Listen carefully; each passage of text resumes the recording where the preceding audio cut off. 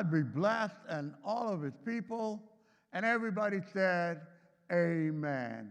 And can I tell you, I'm so happy to see you this morning. I'm always happy when we get a chance to come together and learn and study of God's word. And I'm especially happy this morning because this is a special Sunday. We call it Resurrection Sunday. Amen. We celebrate, we commemorate the resurrection of our Lord and Savior, Jesus Christ. They put him in a borrowed tomb, killed him. He was dead, but the grave couldn't hold him. And that's why you and I have salvation on the day, because not only did they bury him, but the power of God resurrected him, and this is the morning that we celebrate Resurrection Sunday. God bless you. Happy Easter to all of you on today. And we got a very, very timely lesson. Our lesson text title is Proofs of the Resurrection. We are going to look at validation and confirmation information today on Jesus' resurrection. Amen. And we got several witnesses to the resurrection, and we have the opportunity to look at them. Amen. We're going to look to the Lord in prayer. Praise God for all of you, all the posters, all of those, for everything that you do, Pastor Turner, and let's get our hearts and minds ready to receive God's word about the resurrection of Christ. Amen. Let us look to the Lord in prayer. Heavenly Father, we praise you for this resurrection morning. And Lord, quite often, you pull back the curtains and allow us to see things, Lord, that even in our time and era, we didn't live in Jesus' day, but we do have eyewitnesses that gave us information and allowed us to glimpse what happened on resurrection morning as we celebrate your resurrection. In Jesus' name, open our hearts and our mind. Amen. Now, our lesson text title, Proofs of the Resurrection. Nobody seems to have any difficulty with the fact that Jesus died. Amen?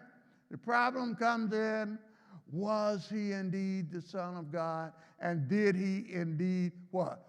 Raise from the dead. Why? Because nobody have facts that substantiate that and give proof. Amen. But the facts and the proof are in the Bible. Amen. Amen. And God what?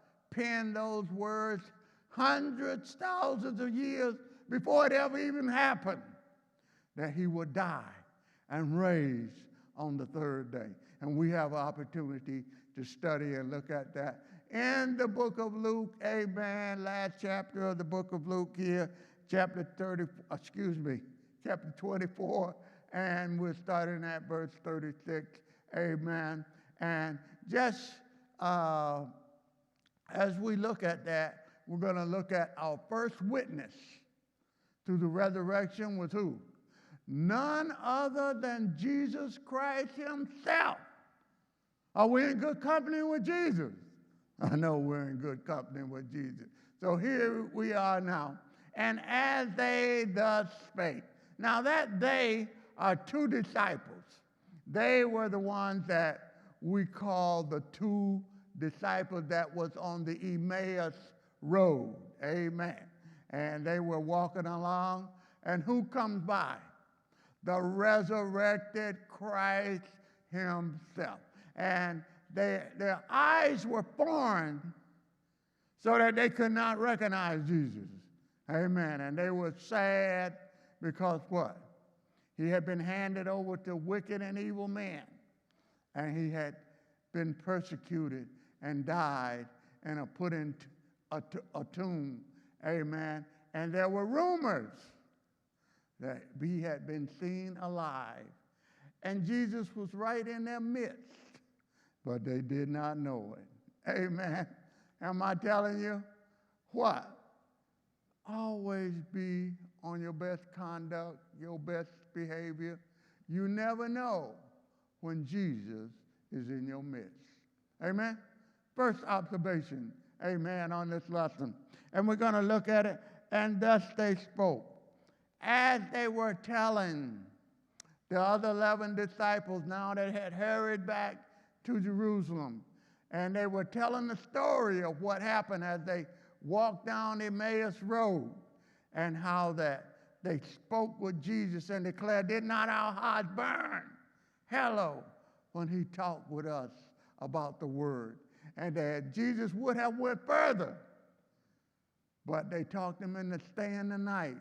And as he broke bread, they recognized who he was. And at that point, that's only a few scriptures from where we're studying. And at that point, Jesus vanished, and he was just gone. The limitations of his body were completely gone. Amen. He could walk through what? Solid objects. Why am I telling you that? Because one day you and I are going to share a resurrected body just like the one that Jesus had. And we won't have the limitation that we have now. Incorruptible body. That's what we'll have. And we look at that today. Look what it says. And Jesus himself stood in the midst of them. And if you examine that in the book of John, he said that the doors were shut for fear of the Jews. Same thing that had happened to Jesus. They were afraid that it might happen to them. And it says what? Jesus, what? Appeared in the midst of them. That is the type body that you and I will share one day if we keep our eyes on the cross. Amen. And look, Jesus is the first witness, but they were terrified. They had never heard of anybody dying and what? Coming back to life. And I don't know if Lazarus had been resurrected or not, but this was abnormal. Amen. And don't blame the disciples for being what? Terrified. Amen. They were terrified and they were frightened and supposed that they had seen a what? A spirit. Now that spirit, that word is another word. We use the word ghost. They thought they had seen a ghost. Amen. Or an apparition. That's another word for ghost as well. And it was no wonder that they were frightened and they were afraid. And finally, what? They, like the two that was on Emmaus Road, they have contact with Jesus. Look at verse 3. They were terrified and frightened and supposed they had seen a ghost. And he said, now that he is the resurrected Christ himself. Are we in good company? We are in good. Red letter edition, Jesus asked them a question. Now, I want to mind you, when Jesus asked the question, is he asking for information? We already know the answer to that. Jesus wasn't asking for information. He wanted them to what? Rethink their position on his resurrected body. They were frightened. They were afraid. And Jesus challenged them, why are you troubled and why do thoughts arise in your heart? He wasn't asking for information. He wanted to challenge their thinking. He didn't need any information. Jesus knows everything there is to know. And if Jesus don't know it, guess what? You don't need to know it. He's omniscient. He's God. He knows everything.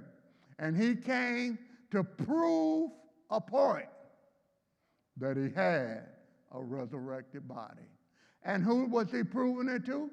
None other than his disciples. He's in the midst of 11 disciples. Did not open the door. He just what? Appeared unto them. In what? A resurrected body ready for heaven. Amen. And we're going to touch on that. All right. Then he had a body now that was what? Number one, it was not corruptible, and it was not subject to death. And I just said that to remind you, you're going to have the same type body. Hello. Keep on loving the praise of God. Amen. And one day in eternity, we'll what? Celebrate a resurrection body just like the one that Jesus had. But look what else he says now. Why do thoughts arise in your heart? Amen. Jesus, note, he had the same body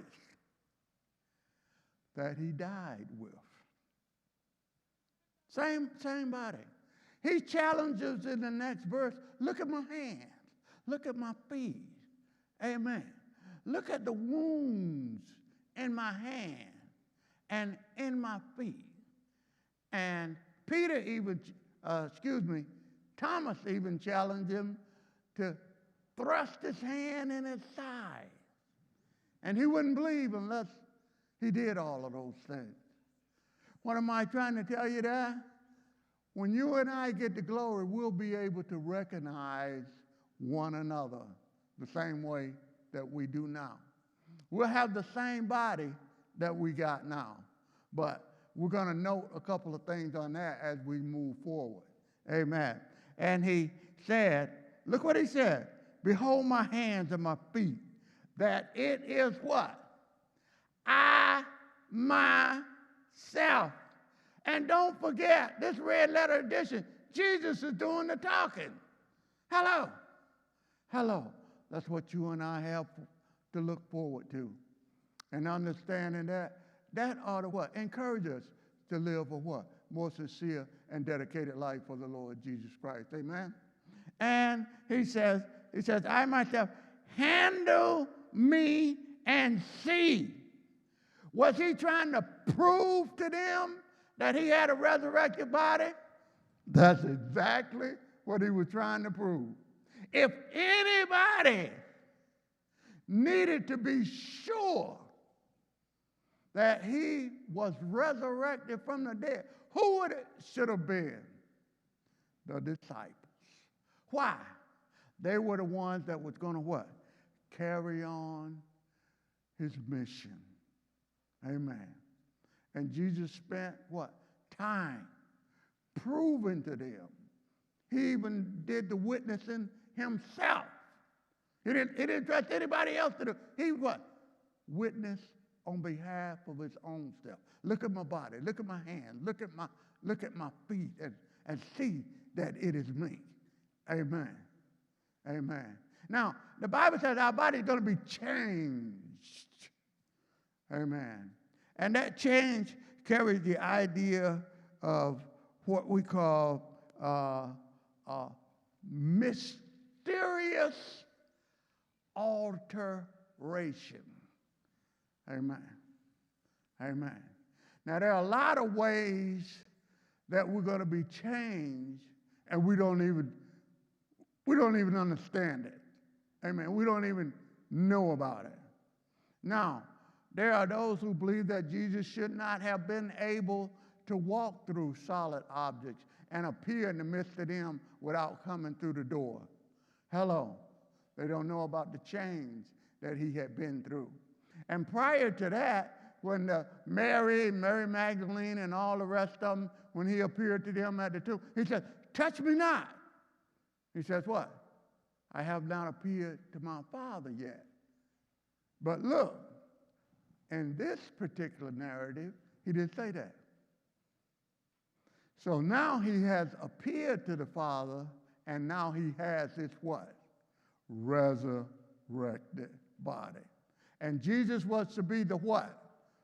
First resurrection from the dead, which was a guarantee that what? There was more to come. And he was talking about you and me when he was talking about there's more to come. And The Bible says in a moment's time, in the twinkling of an eye, he says what? We'll all be what? Changed. Some of us won't even die, but we'll be caught up in the air and forever be with the Lord. Amen. Now, we get a glimpse of him, and look what else he says.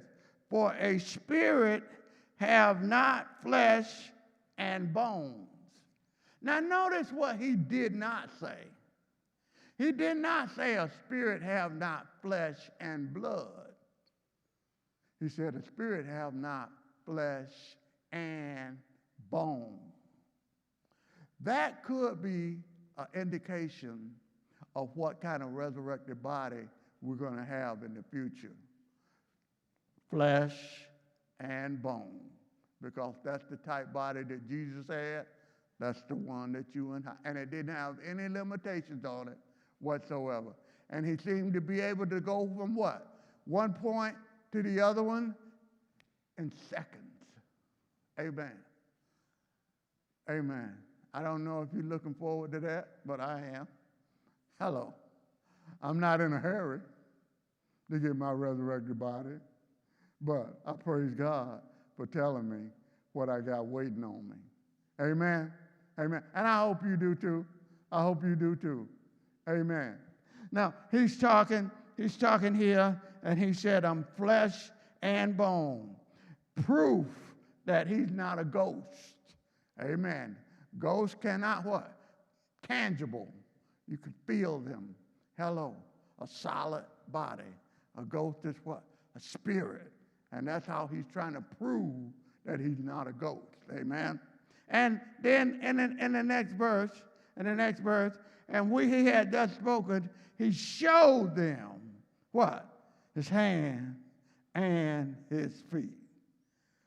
And the next verse says, and while they yet believed, that means, and while they were yet in disbelief, hello, they were filled with joy. Why? Because they saw it, but they did not believe what they were seeing. They knew he died, but they could not believe that they were actually standing there talking to him and recognizing him and knowing that was him and what? Examining his body. And he had put his body on display and demonstration to prove a point. I do have a resurrected body. I was dead, but now I am alive. That's a testimony that you and I will have. I was dead, but now I am alive. And from a spiritual sense, at one point in time, we were dead in our sin. But what? We're alive in the Spirit of God. And God, what? Possesses us through his Spirit. And one day, not only from a spiritual standpoint, what? We'll have the same testimony. I once was dead, but now what? I am a resurrected body in the kingdom of God. Amen? Amen. That's what we got waiting on us. But he's proven his own resurrection here now.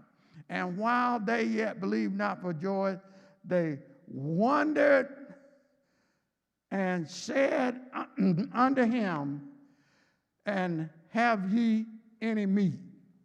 Now, it's obvious he's going to prove one thing that a ghost cannot do is consume food. Amen. That was the acid test right there to prove to them once and for all that he had a resurrected body. That was proof, confirmation, validation. Hello?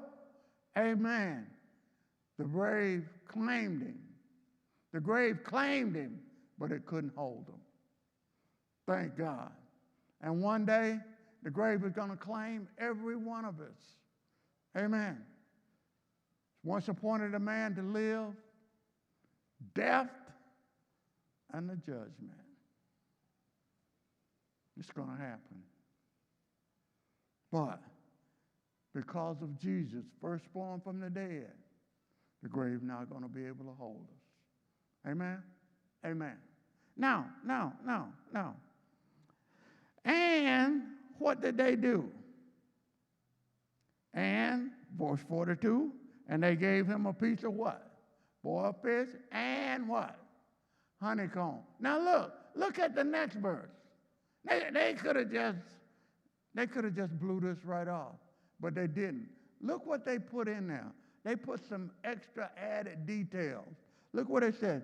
And he took it and did what?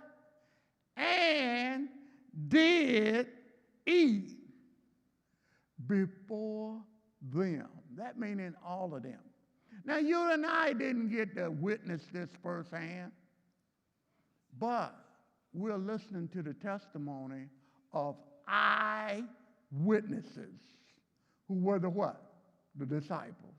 Amen. And we're listening to the testimony of our Lord and Savior, Jesus Christ. He is the one that said he was resurrected from the dead. Not anybody else. He said it. Amen. That's proof that he had a resurrected body. No, that's not all the witnesses we got. That's just Jesus Christ's witness right there in verse 36 through 43. Now we got another witness.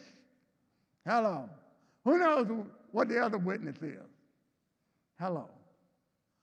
The scriptures, the word of God. Amen.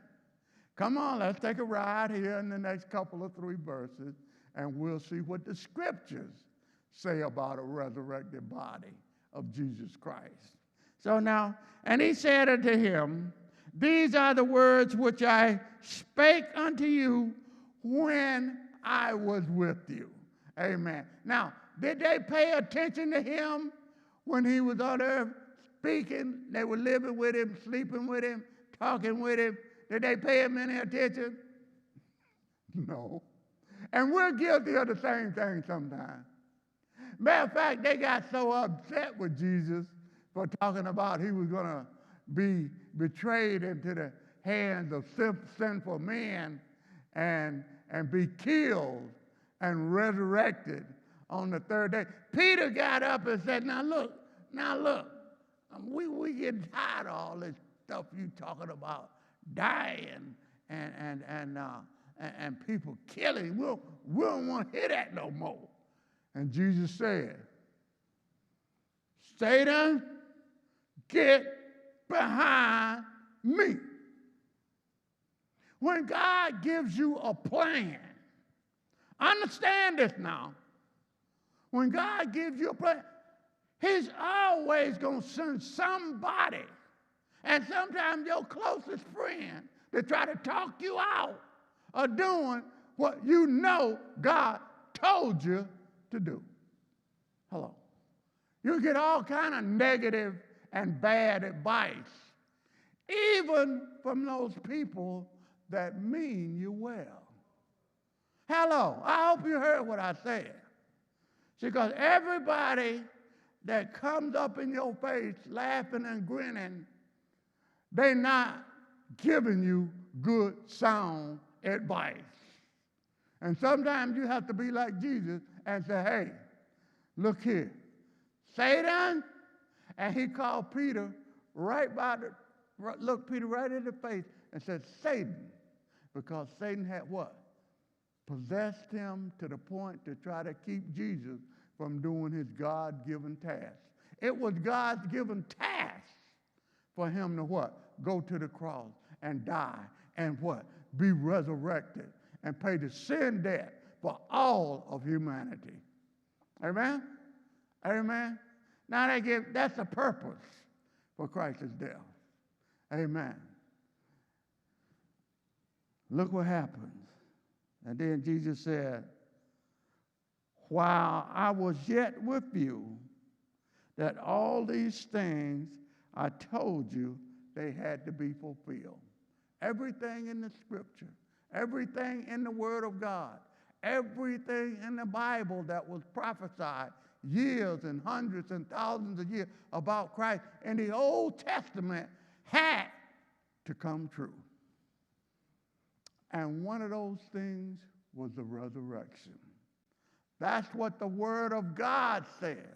Are we in good company with the Bible? With the Word of God? Hello? We ought to be in good company with the Bible and with God and the Word of God. Amen? But it goes on, and he says the whole Bible. How did he say it? Which were written in, and he divided into three categories or three sections here. He said the law of Moses and the prophets, which are oftentimes they mean the major as well as the minor prophets. Amen. And so there were 12 of each. And they had, and in the Psalms concerning me. Now, when they said the law of Moses, the prophets, and the Psalms, what did that include? The whole Bible, as Jesus said. Understand, they didn't have New Testament yet. Hello. And there were 24 books in the Bible as we know it in Jesus' day. They call it the Hebrew Bible. Hebrew Bible. Same thing was in that Bible in 24 books. It's in our Old Testament book, but it's 39 books instead of 24 books. And that's easily accounted for because they have some of the books then they've were combined into one book. Like if you look at the Bible, all the 12 minor prophets from Hosea to Malachi, that were 12 minor prophets. It was on one scroll and considered one book. You see what I mean? So the Hebrew Bible was different than our Old Testament, but it had basically the same books, amen. Even though it was 24 verses 39, same thing. Now, he could have spent a whole bunch of time, or we could spend a whole bunch of time talking about the Psalms and the law of Moses and the prophets, and then they also called the Psalm, which included the writings, but it was several other books, Proverbs one, Ecclesiastes another one, and some of the books like Ruth, who was not written by any of the major or the minor prophets. So they were shifted back and forth. So, but nevertheless, there were 24 books versus 39 that we have today. Amen. Now, moving on. The second witness, the scriptures. Then opened he their understanding. He opened their mind that they might understand the redemptive plan of God. That's what he's talking about.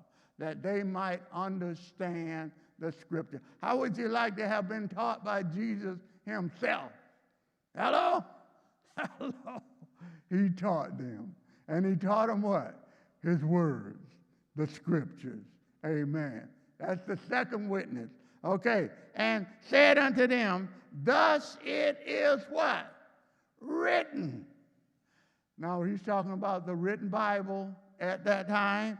He says, and it behooves you. That behooves, you know what I mean? It's beneficial, it's proper, it's necessary, it's worthwhile. Hello. It behooves you that Christ should do what? Suffer. It was God's intent. It was not something happenstance that God didn't have control of.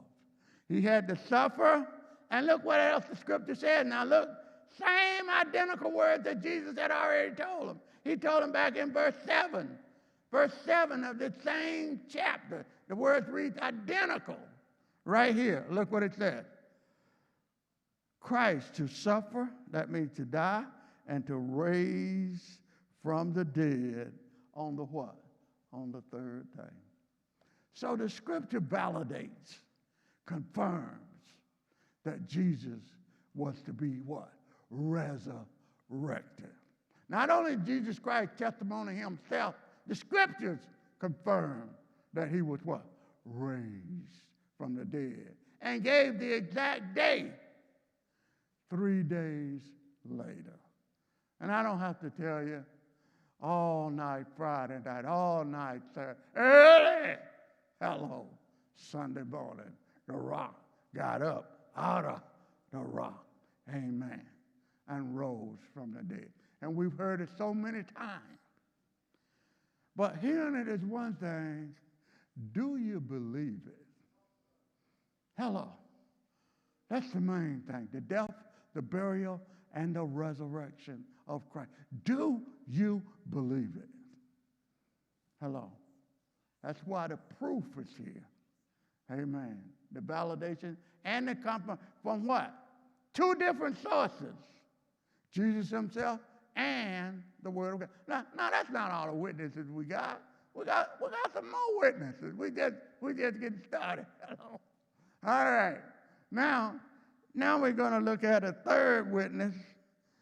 But let's look at one more thing, verse 47.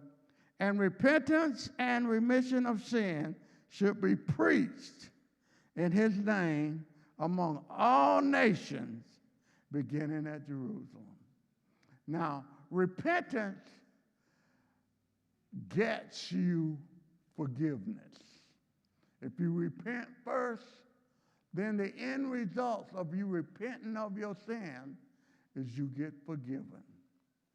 How are you able to receive forgiveness?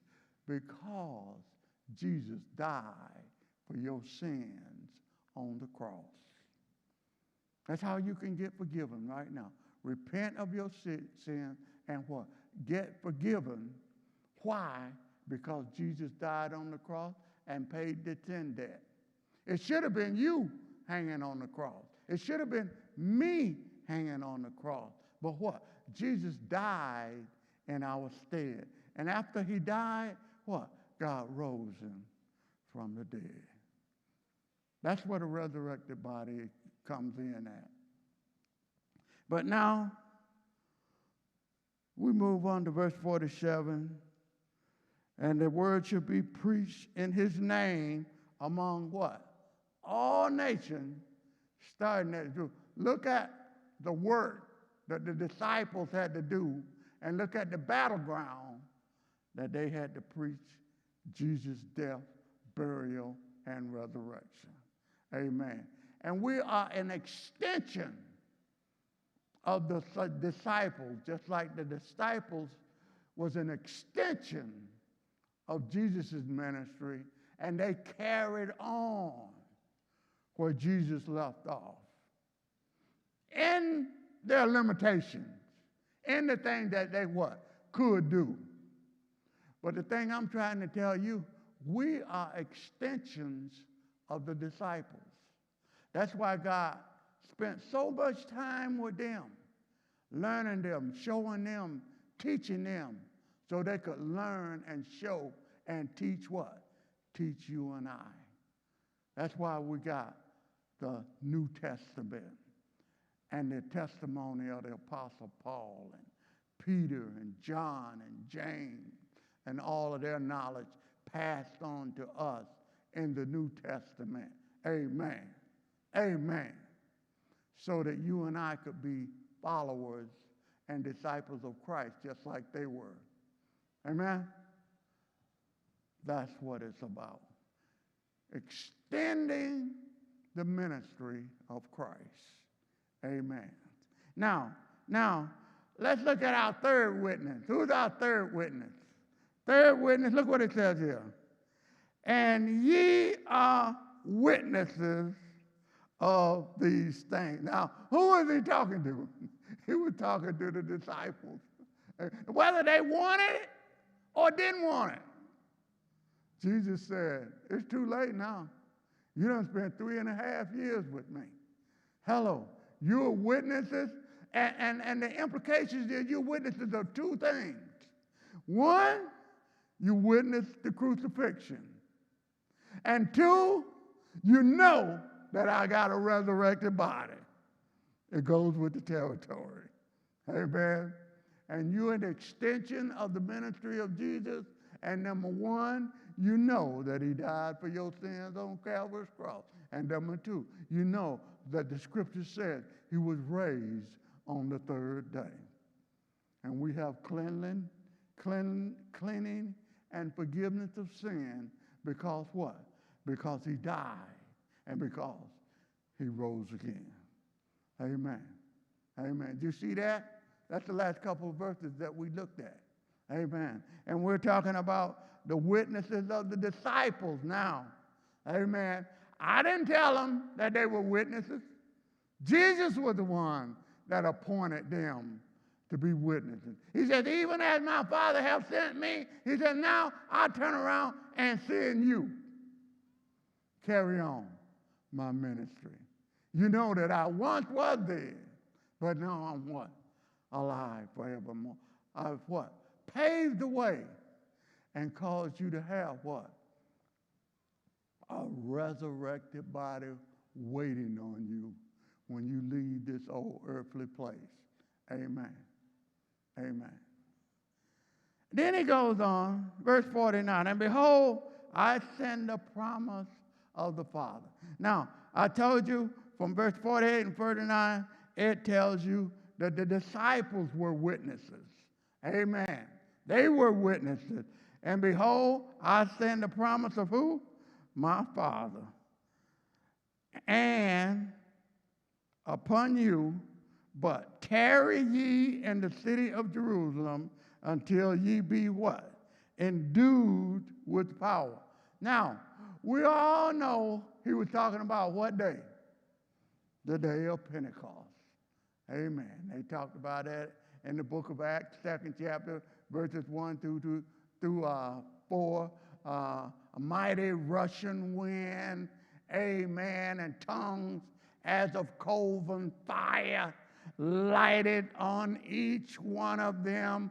We call that the day of Pentecost, amen. And each of them spoke in different tongues. Amen.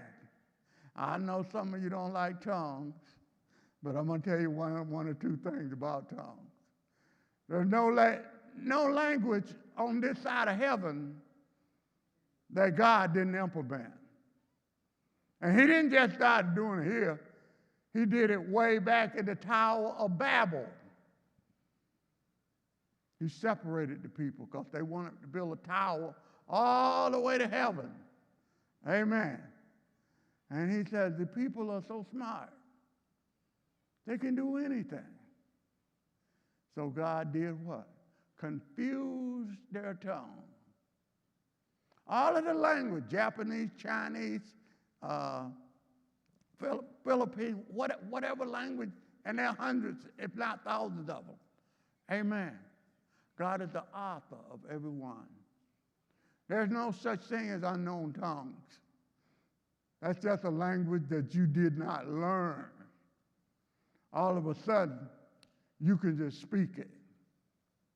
You could be talking Japanese, Chinese, or anything. God gives it to you. That's what tongues is about. Amen. And it didn't just start. They did that on the day of Pentecost. Jesus was already what? Died and gone what? Back to heaven. And they were speaking in tongues. And the Apostle Paul said what? I speak in tongues more than all of you put together. Hello. Are we in good company with the Apostle Paul? Hello. I love you, but I take Apostle Paul over you anytime. Hello. We're in good company. And don't shy away if the opportunity comes for you about tongues. And I just parenthetically dropped that in. Amen. Amen. That's not part of our lesson. I just parenthetically dropped that in because I want you to. I don't want you to be afraid of anything that God is a part of. And God implemented tongues. Amen. If you don't believe it, go back to the Tower of Babel and you'll find out. And bring it on. And if you don't want to do it, ask me. I done took extensive courses in it. Amen. Oh, but hey, let's go. Let's go. We got to get our last witness here. We know the disciples. He said, in the city of Jerusalem, until you be endued with power from where? On high. Where's on high from? Heaven. Amen. That's the witness. Last witness, heaven itself. And he already mentions it here, that what? Everything came from what? Heaven. The tongues, the cloven tongues of fire. God was responsible for all of that. Amen. That's why he told them, go there and wait until you get the power you need to what? Go out on the battlefield and what? Promulgate, proclaim the word of God in the name of Jesus. That was a couple verses over that we just talked about. Oh, and it came to pass while he blessed them, he was parted from them and carried. Where did it say he was carried to? Carried up, hello, straight up into where? Heaven. You know what that tells me? The last witness is heaven itself. That's where Jesus went. You can't deny that. It's written right here in black and white. It says, and carried up. He went back to the same place that he came from. And when he went back, he had a resurrected body. Talk to me if you can. Last verse. And they worshiped him. If they worship him, that means one thing, what? There was no more question about his identity anymore. They knew now, even though they didn't do it when he first came in their midst. Now they knew and they understood because he had what? Opened their minds and gave them the redemptive plan. Now they knew he was the Son of God. And what did they do? They worshiped him. Hello. And his resurrected godly body. That was the proof. We looked at 4 witnesses. 4 witnesses. They left with great joy, continually in the temple, and what? Blessing God. And certainly we ought to do the same thing. Amen? Amen. I love you. I praise you for this resurrection morning, and I thank you for this resurrection lesson. And I hope it has encouraged you to realize that Jesus did indeed have a resurrected body. He died, but what? He rose from the dead to bring cleansing and forgiveness of sin. In Jesus' name. Heavenly Father, we love you, we praise you, we adore you. In Jesus' name, amen.